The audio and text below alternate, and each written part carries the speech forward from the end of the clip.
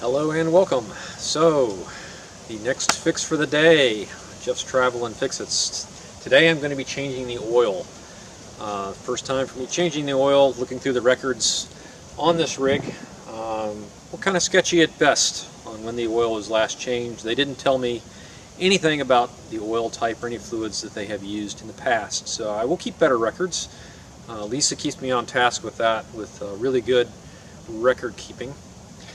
But yeah, I'm going to take a little bit different approach. I'm going to pump the oil out today instead of going underneath and draining it like I normally would do. It's not a lot of clearance underneath, so it's better to pump it out if I can. So what I've got here today is a little oil fuel type pump. I ordered this off of Amazon. Didn't cost very much. It was $25–30. I'm going to use the house batteries hook up to pump the oil out of this thing. I'm going to have to hook up some longer power cables, of course, because this isn't very long with what came with it. And hopefully the tubes that they gave me will reach all the way down as far as they need to go into the oil. But yeah, this will be a neat trick to see how it goes. I'm still going to have to get underneath to change the filter out. So to actually collect the oil, I've got a 5-gallon bucket that I put a trash liner in. Hopefully that will be leak-proof enough that I can pump out right here from the back of the rig right into this bucket. That should save me a lot of hassle of trying to get it back into jugs or anything like that. But I could always pump it from there back into jugs to easily handle it to get it back to a recycling center. So before I get too far into this, let me show you some things. This is a Caterpillar Cat C7 engine, 300 horsepower. This is the oil filter, and yes, it really is as large as it seems. It is a 1R-1807. I recommend that you actually go onto Caterpillar's site, look up your engine, put in the serial number if you can, look it up. They'll tell you what filters you need to use, type of oil, that type of thing. Now, the local Caterpillar place I went to actually recommended a 15W40 oil. They aren't recommending synthetic at their shop that they change with. I asked him if they had synthetic. He said no. When I actually looked it up on Caterpillar's site, they actually say for synthetic use 5W40. This is the Rotella T6 oil, and my friends always ask, well, how many quarts of oil does your rig take? No, it's gallons. Nearly 5 gallons of oil. That's the reason I have the 5-gallon bucket. So before I started anything, I actually took the rig out, ran it around the block. You want to get your engine warmed up, get your oil warmed up before you decide to pump it out, because all the pump makers that have these little pumps say your engine oil has to be warmed up for the pump to be able to get it out. So on with it. Here we go. So one of the first things I did in hooking up these jumper cables over at my house batteries over there on the other side, I came out, ran the cables around the bucket to make sure that the cables would not short on each other. Then hooked up the pump to make sure which was the in, which was the out, make sure the pump was functioning properly. It was. It's brand new and some water. It came with some water in it. It spit the water out, no problem. So next thing is going to be getting all the hoses hooked up and getting it to the dipstick port over here and pumping the oil out.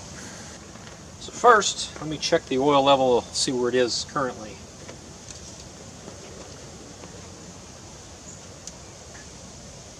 This dipstick is quite large. Okay, so I see where we're at with that.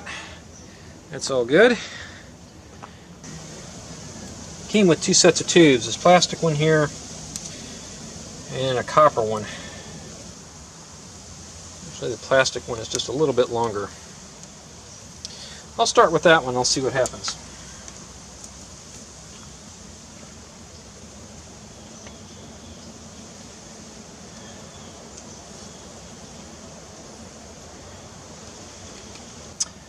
Okay, that fits there and it kind of seals a little bit. We'll see how that goes. take the other end of this, put the drain tube on it. As people say, that tube isn't long enough, and they're right. I agree. It's really not. I'll hook that up here.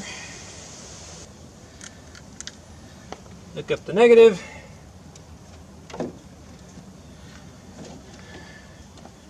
Got my positive.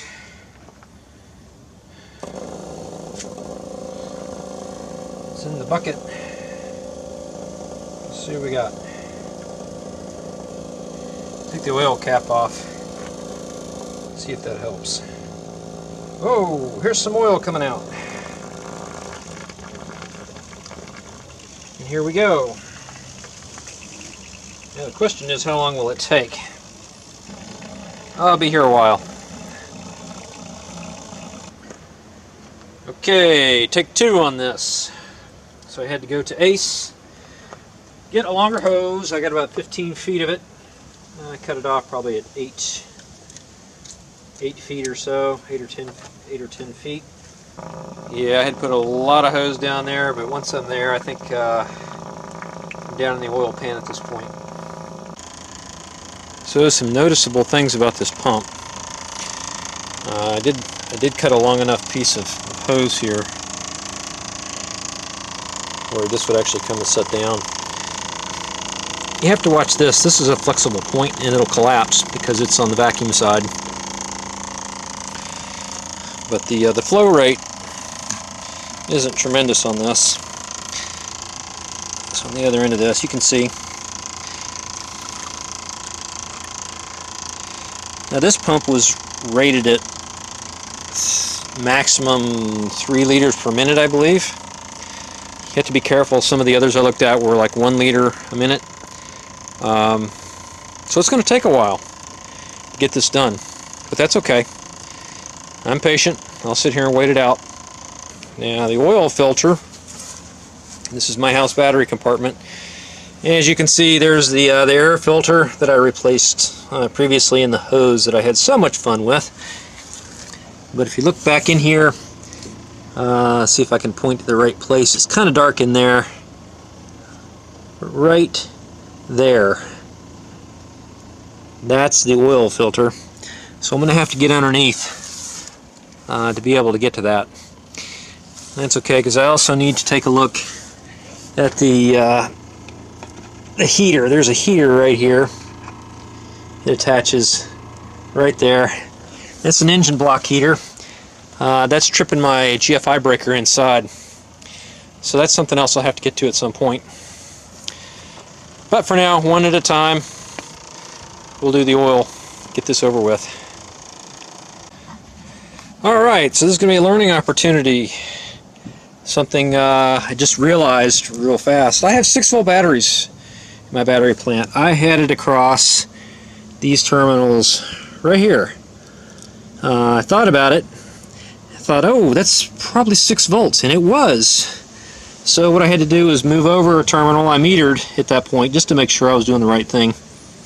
Across here and here for my cables, and that's 12 volts. So let's see if the flow rate goes up when I hook this back up. Good thing I didn't burn this motor up. Oh!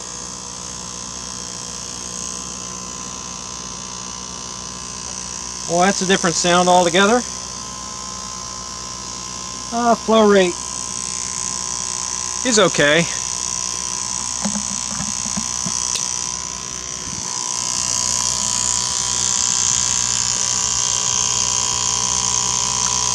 Flow rate looks to be about the same. I guess the motor sounds much better. And of course you got to watch out for the collapsing piece right here. So I'm finally finished draining the oil. It took about an hour. But let me show you how long this hose was that you have to use. Because what they send you won't work on a Caterpillar C7 engine. It's just not long enough. Okay, so this is the dipstick that's in here. So let's use this as a guide. Alright, so I'm going to line this up just like it would be, okay?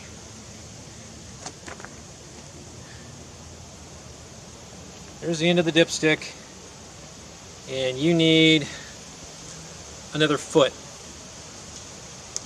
I'd say it's another foot. From there on out. And that's long enough to get you down into the bottom of the engine at that point. So hopefully I got everything out. My next step is to actually get into the, well, actually get underneath at this point and change the filter. And then I can refill it. And let me show you my bucket here, my 5-gallon bucket. Okay, so you can see it's just a regular Home Depot 5-gallon bucket. Put a trash liner in it, and it's pretty close to the top. 4.75 gallons is what this engine holds. So I had to order 2 cases of Rotella T6. They had 3 gallons each in it.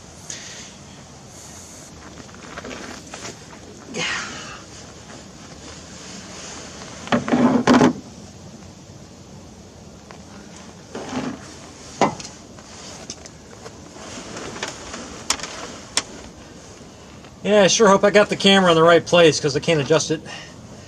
Okay, oil filter's right here. You set this guy here. Yeah, I was going to see if I could find the oil plug while I was at it. Right there. Sounds empty. That's a good thing. Now, for you people that don't know me very well, you're wondering what time of year is it? He's wearing a short sleeve shirt. I live in Central Florida, and it's Christmas Eve today.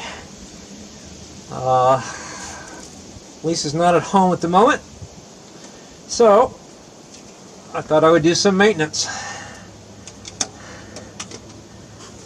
It's in the 70s. Yeah. Who put this thing on here? Holy moly. Whoever put these filters on used a ridiculous amount of torque. I did get it to move a little bit. Boy, I'm glad I got this special wrench. Oof. Okay. I got it. Let's see if I get an oil bath. I got the spin. Oh, it's full of oil though, it's heavy. I'm going to take it out of the bucket and dump it. I'm going to wipe off the ring where this seats with the gasket. Get it nice and clean. Make sure the gasket's still in place. Alright. Oil filter goes up. Nice spin. Okay, and I shall hand tighten. Not wrench tighten. Yeah, if I can find a way to do it. Not much room under here. I think that'll probably get it. Now for the easy part, right? Refilling it. Yeah, we'll see. Get the dipstick cleaned off, make sure I'm not putting any debris back in.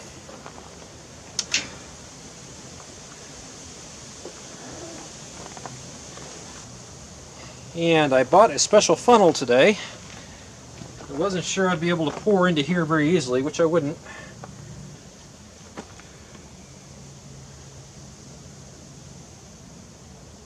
$4.75 gallons, what I got to go back in. Alright, the moment of truth. Let's see what happens.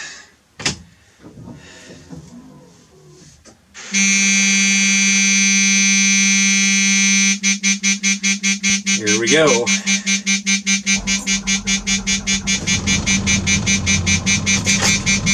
Started right up. That's awesome. Of course, the alarm you're hearing is the low pressure alarm. It's the air brakes and suspension.